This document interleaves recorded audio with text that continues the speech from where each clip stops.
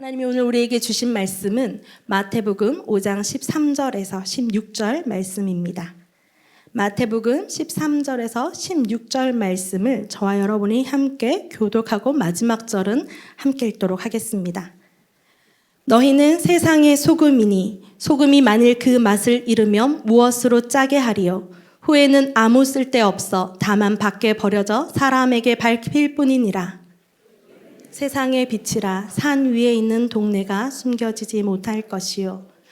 사람이 등불을 켜서 말 아래 두지 아니하고 등경 위에 두나니 이러므로 집안 모든 사람에게 비치느니라. 다 함께 읽겠습니다. 이같이 너희 빛이 사람 앞에 비치게 하여 그들로 너희 착한 행실을 보고 하늘에 계신 너희 아버지께 영광을 돌리게 하라. 아멘. 함께 말씀을 위해서 기도하도록 하겠습니다. 하나님, 이 시간 주의 말씀을 듣고자 합니다. 주님, 우리의 모든 눈과 귀와 마음을 열어주셔서 하나님의 말씀으로 받게 하여 주시고 또 하나님 말씀을 통하여서 우리의 삶의 변화가 일어나게 하여 주시옵소서. 듣고 끝나는 자가 아니라 하나님 삶으로 살아내는 하나님의 자녀, 하나님의 백성이 될 수 있도록 주님 이 시간 축복하여 주시고 주께서 다스려 주시옵소서. 감사드리며 예수 그리스도의 이름으로 기도합니다. 아멘. 네, 오늘 너희는 세상의 소금과 빛이라 라는 말씀으로 여러분과 함께 하나님의 말씀을 나누고자 합니다. 말씀에 대해서 어떤 기대감을 가지고 오셨는지 모르겠지만 이 말씀 참 많이 들어보셨죠.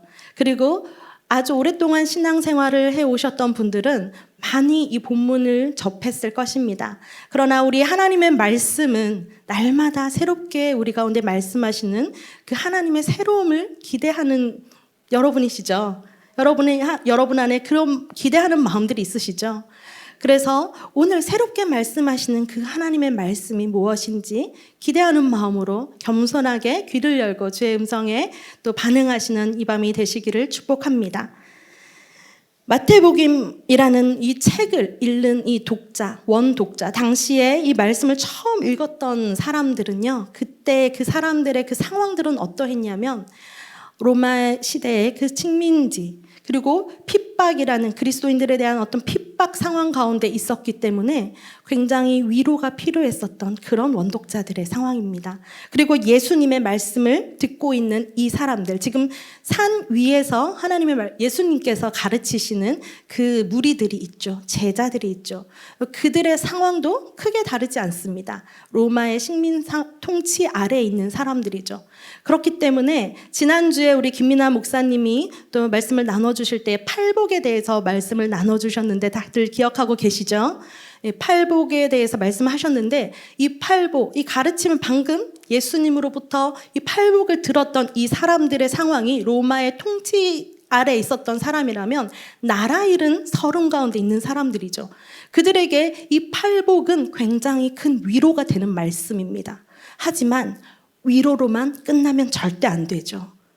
그 팔복의 상황에서 위로를 받고 참 하나님이 우리에게 천국을 예비해 주셨구나. 하나님이 우리의 마음을 아시는구나. 위로가 된다라는 것으로 끝나는 것이 아니라 이 핍박의 상황에서 정말 믿음을 끝까지 지켜가야 하는 그 삶의 상황 가운데에서 믿음을 저버릴 수도 있는 위기 또 이 그들의 삶에 있기 때문에 위로로만 끝나는 것이 아니라 절대로 이 믿음을 놓치지 말아야 한다. 끝까지 이 믿음을 붙잡고 살아가야 한다라고 하는 그 정체성을 확립해야 되는 시기이기도 합니다. 그렇기 때문에 오늘 이 팔복을 종결하는 말씀으로서 오늘 이 본문이 요 사이 팔복 다음에 있는 본문이 되는 것이죠.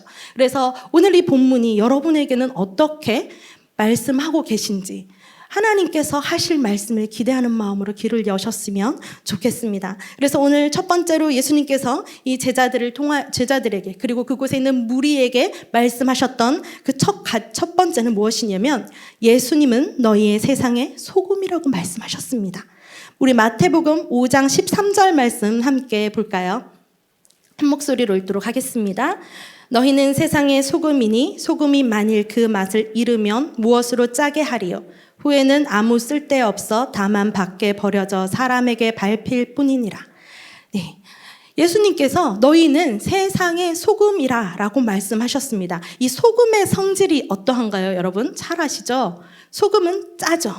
짠맛이 없으면 그것은 더 이상 소금이라고 말할 수 없습니다. 그래서 오늘 본문에도 너희는 세상의 소금이니 소금이 만일 그 맛을 잃으면 무엇으로 짜게 하리요? 더 이상 소금이 아니기 때문에 짜게 할 수 없다는 것입니다. 그렇다면 이 소금, 짠맛을 내는 이 소금은 어디에 사용하나요? 간을 볼 때 사용하죠. 음식을 할 때 이 소금을 사용합니다. 그리고 변하지 않는 성질이 있기 때문에 방부제 역할을 합니다. 우리 마가복음 9장 50절 말씀 한번 함께 또 읽도록 하겠습니다. 시작. 소금은 좋은 것이로되 만일 소금이 그 맛을 잃으면 무엇으로 이를 짜게 하리요? 너희 속에 소금을 두고 서로 화목하라 하시니라. 아멘. 이 말씀에서 보면 너희가 서로 화목할 때 무엇을 두고 화목하라고 말씀하십니까? 소금을 두고 화목하라고 말씀하시죠. 언약을 맺을 때에, 그리고 서로 변치 말자 약속할 때에 이 소금을 사용합니다. 그리고 이 소금은 로마 군들의 월급으로도 소금을 대신하여서 줬다고 합니다. 그래서 이 소금, 그 월급이라는 영어 단어가 이 어원이 소금에서 왔죠. 그래서 소금의 용도는 그 당시에 음식에 간을 맞추는 것뿐만 아니라 변하지 않게 하는 성질, 그리고 영원한 언약을 세울 때, 그리고 월급을 줄 때 다양하게 사용되어지는 것이었으므로 당시 이 말씀을 듣고 있던 사람들에게 이 소금의 단어만으로도 느낄 수 있는 것들이 굉장히 컸습니다. 그것을 예수님이 사용하신 것이죠. 소금이라고. 그렇다면 이 본문은요, 소금이라는 단어를 사용해서 예수님이 하시고자 하는 말씀이 있으신 거죠. 비유이기 때문입니다. 그래서 이 본문이 과연 그러면 너희는 세상에서 짠맛을 내라. 그리고 꼭 소금처럼 필요한 존재가 되라. 영원한 존재가 되라. 이런 이유로 이 말씀을 사용하셨겠습니까? 그렇지 않습니다. 예수님이 이 소금이 되라, 너희는 세상의 소금이라 라고 말씀하셨을 때 이 소금이라고 하는 것은 소금이 소금 되게 하는 그 기준이 무엇입니까? 짠맛이죠. 소금이 소금 되게 하는 그 기준이 짠맛이라면 그리스도인이 그리스도인 되게 하는 그 기준은 그리스도가 너희 속에 있냐 없냐인 것입니다.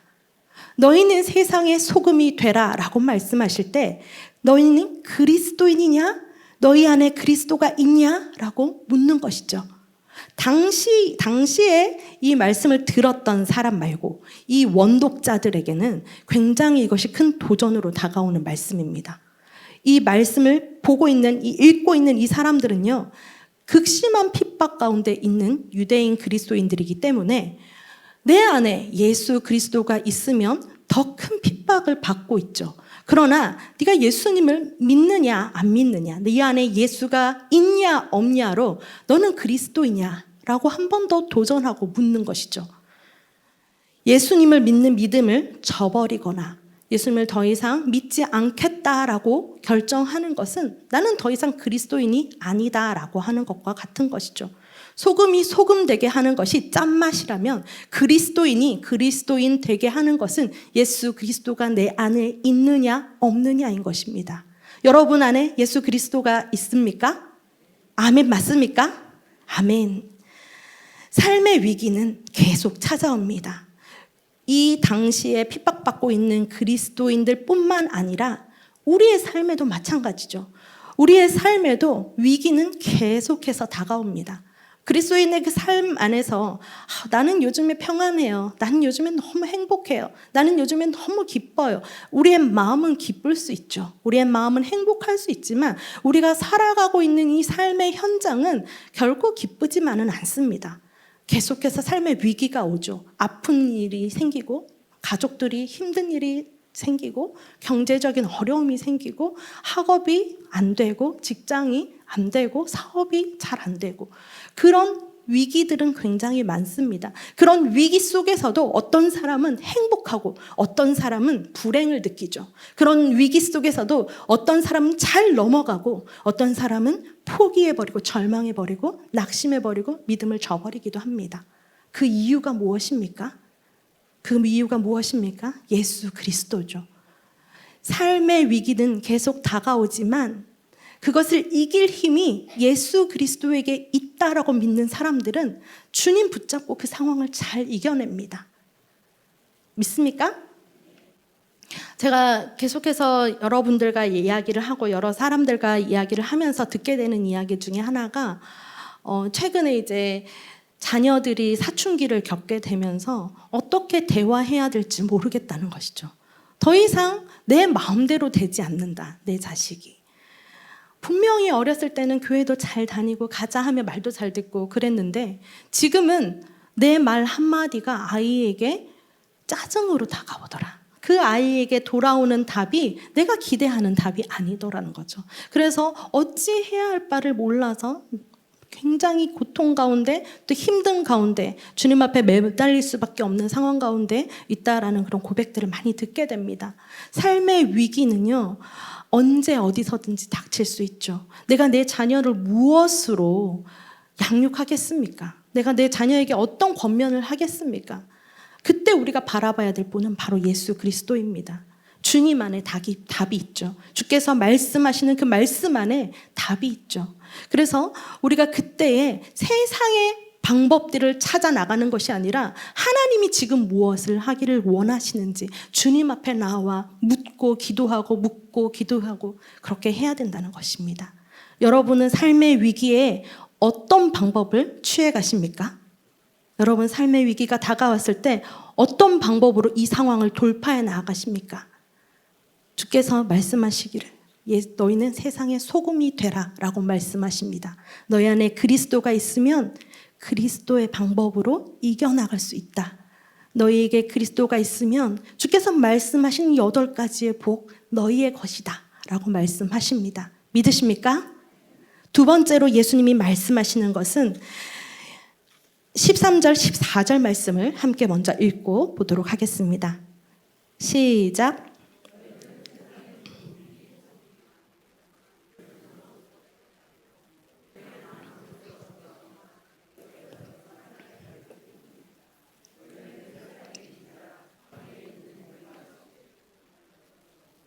아멘. 이 말씀을 통해서 예수님 말씀하시는 것은 너희는 세상 속에 살아가고 있다. 너희는 세상 속에서 살아가고 있는 사람들이다 라고 말씀하고 있습니다. 이 말씀에서 보면 세상의라는 단어 보이시죠?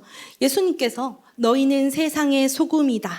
너희는 세상의 빛이다 라고 말씀하셨습니다. 그냥 너희는 소금이다, 너희는 빛이다 라고도 말씀하실 수 있었을 텐데 굳이 의도적으로 세상의라는 단어를 넣으셨죠. 그래서 너희는 세상의 빛이다, 세상의 소금이다 라고 말씀하고 있습니다.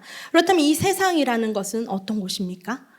이 말씀에서 세상의 소금이다라고 하는 이 앞에 세상이라는 것은 이 땅에 대해서 말하고 있습니다. 이 헬라어 어원이 달라요. 땅에 대해서 이야기하고 있습니다. 근데 세상의 빛이다라고 하는 이 세상의라는 단어는 질서가 있는 세계를 말하고 있습니다. 점진적으로 말하고 있는 것이죠. 이 땅에 있는 이 세계, 이 조직 구조들, 그 속에서 살아가고 있는 이 세상에서 너희는 소금이고 빛이다 라고 말씀하고 있는 것입니다. 이 세상 어떤 세상입니까? 로마 시대, 예수님 당시의 그 시대는 로마의 통치 시대 가운데 있죠. 세상의 모든 것에 가장 큰 힘을 가지고 있는 나라가 로마 제국이었죠. 그 당시에. 그래서 이 제국은 절대로 쓰러지지 않을 것이다. 영원할 것이다. 이것은 굉장히 큰 거대한 왕국과 같다라고 느껴졌었던 이스라엘 사람들에게는 그렇게 보여졌던 나라죠. 절대로 무너지지 않을 것 같은. 그러나 그 속에서 핍박이 있고 그러나 그 속에서 악이 있는 굉장히 암울한 시대에 있습니다. 그럼 현재를 살아가고 있는 우리의 세상은 어떠합니까? 그때나 지금이나 똑같습니다. 악은 없어지지 않았습니다. 아니요, 더 진화하고 있죠.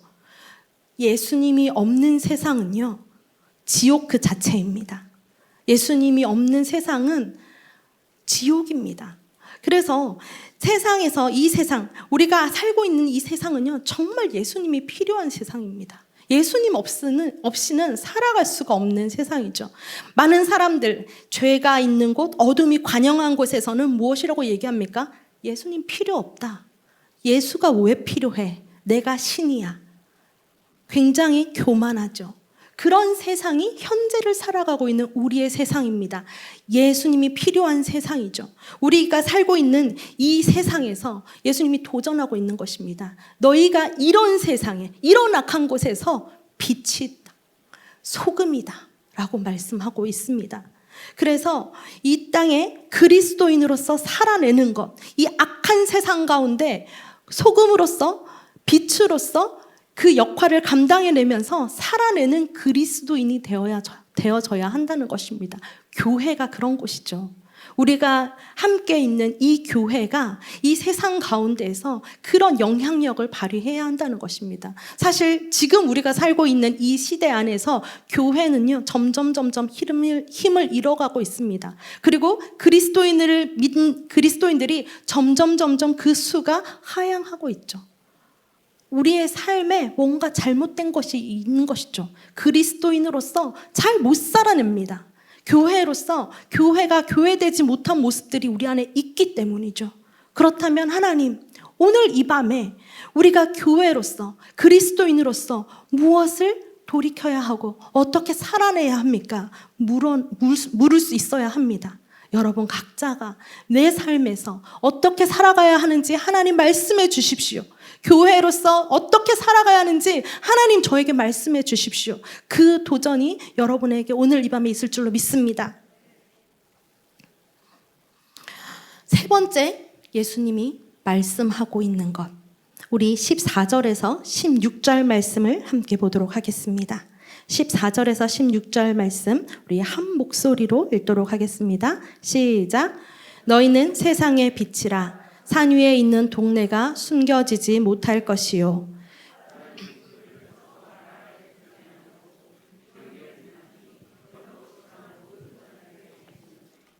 이같이 너희 빛이 사람 앞에 비치게 하여 너희 착한 행실을 보고 하늘에 계신 너희 아버지께 영광을 돌리게 하라. 아멘. 예수님은요, 너희는 세상의 빛이라 라고 말씀하고 계십니다. 우리가 빛이 될 수 있는 사람입니까? 우리가 빛입니까? 요한일서 1장 5절과 요한복음 8장 12절 말씀을 이어서 함께 다시 읽도록 하겠습니다. 시작. 우리가 그에게서 듣고 너희에게 전하는 소식은 이것이니 곧 하나님은 빛이시라. 그에게는 어둠이 조금도 없으시다는 것이니라. 예수께서 또 말씀하여 이르시되 나는 세상의 빛이니 나를 따르는 자는 어둠에 다니지 아니하고 생명의 빛을 얻으리라. 아멘. 네, 이 말씀에서 보면 하나님이 빛이시라고 말씀하고 있죠. 그리고 예수님이 말씀하시죠. 나는 세상의 빛이다. 그러면 빛은 누구입니까?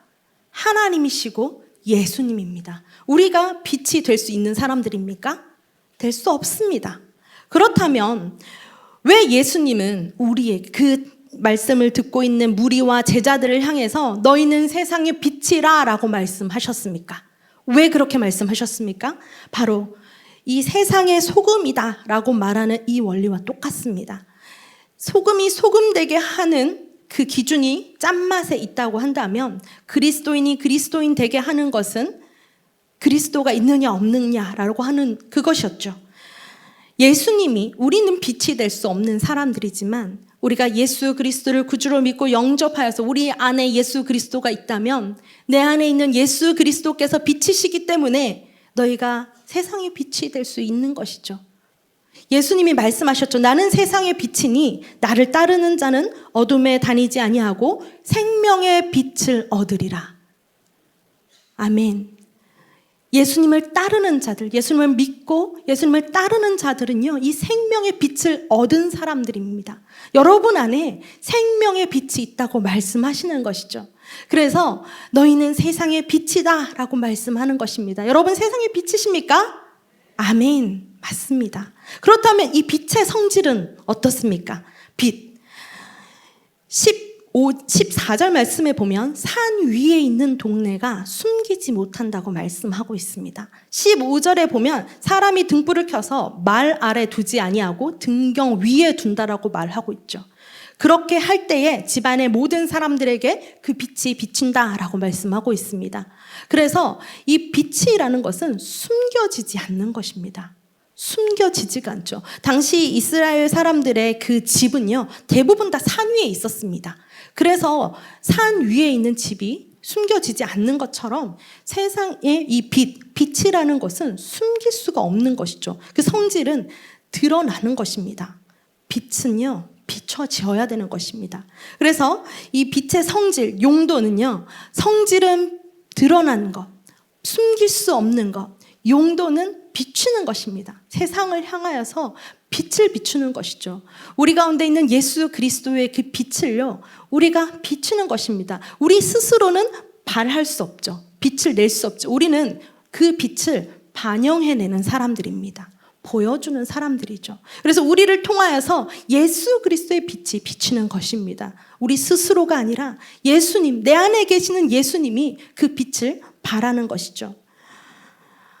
신앙은요, 이론이 아닙니다. 신앙은 이론이 아닙니다. 어제 어떤 목사님이 저한테 그렇게 얘기하셨는데, 우리가 신앙생활한다 이런 얘기 많이 하죠. 신앙생활 오래 해왔습니다. 이렇게 이야기를 하죠. 그게 우리가 일상으로 알고 있는, 잘하는 말이기도 합니다. 그런데 신앙이 생활이 돼서는 안 된다라고 이야기하셨어요. 생활신앙이어야 한다는 것이죠. 우리의 신앙이 생활이 되는 것이죠. 내 생활이 신앙이 되게 하는 것입니다. 내 생활이, 내 삶이 신앙으로 드러나는 것입니다. 그래서 신앙생활이 아니라 생활신앙이 되어져야 한다. 이렇게 어제 말씀하신 그 목사님 이야기를 들으면서 제 안에 동일하게 굉장히 큰 공감이 되면서 신앙은 이론이 아니라 삶이라는 것이죠. 우리가 우리 예수님의 그 빛을 삶으로 드러날 수 있어야 하는 것입니다. 우리는 밖에 나가서 내가 그리스도인이라는 것을 감추기 바쁩니다. 좀 내가 그리스도인입니다라고 이야기하는 것을 조금 부끄러워합니다. 일부러 부끄러워해야지라고 해서 부끄러워지는 게 아니라 드러내야 될 때에 굳이 내가 드러내고 싶지 않은 마음들이 있는 것이죠. 왜냐하면 이 세상에서 지금 바라보는 그리스도인들을 향해서, 기독교인들을 향해서 바라보는 오해들이 참 많기 때문입니다. 실제로 그것이 오해일 수도 있고, 또 타락한 그리스도인들, 타락한 목회자들, 타락한 교회들, 이단들, 그런 모든 것들로 인해서 굉장히 핍박 아닌 핍박, 그리고 오해 아닌 오해도 많이 받고 있습니다. 여러분의 세상 가운데에서 내가 그리스도인이라는 것을 드러내는 것 괜찮습니까? 드러내는 것 당당하십니까? 아멘. 그리스도인들은요, 드러내고 싶지 않아도 드러납니다. 참 그리스도인들은 내가 드러내고 싶지 않아도 내 신앙의 삶으로 드러나기 때문에 저절로 드러납니다. 내가 그리스도인이라고 굳이 말하지 않아도 내 행동이, 내가 하는 말이 그리스도인답게 행할 때에 사람들은 그 사람이, 저 사람은 그리스도인이구나 아는 것이죠. 그것이 바로 내 안에 계신 예수 그리스도를 빛으로 드러내는, 반영해내는 삶입니다.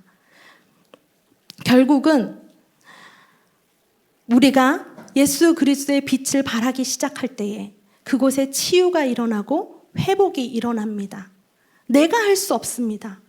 예수님이 하시는 것이죠. 내 안에 계신 예수님이 하는 것이죠.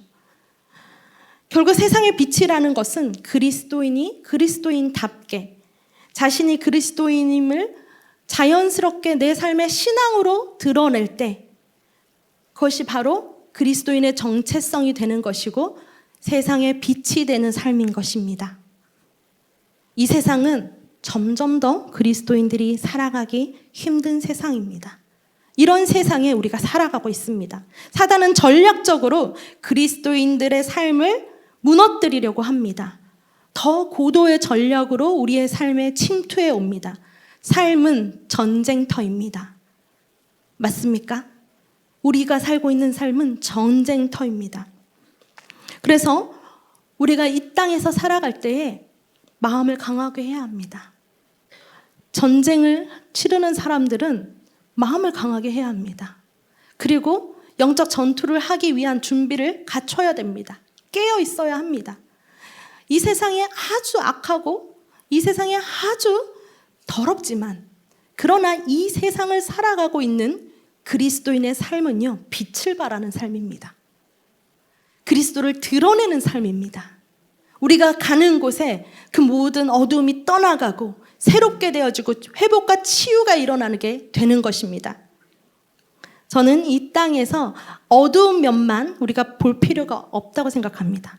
우리는 그리스도인들로서 세상의 빛을 드러내는 사람으로서 어두운 가운데 더 나아가셨으면 좋겠습니다. 빛을 발하는 사람들이 되셨으면 좋겠습니다. 너희의 착한 행실을 보고 하나님께 영광을 돌리게 하라고 했던 그 예수님의 말씀을 의지하여서 하나님, 내가 이 땅에서 잘 살아내게 해주십시오. 어두운 가운데 있는 이 세상 가운데 빛을 발하게 해주십시오. 그리스도인으로서 당당하게 살아가게 해주십시오. 그렇게 선포하면서 믿음의 삶을 살아내는 우리 목양교회 성도님들 되시기를 주님의 이름으로 축복합니다.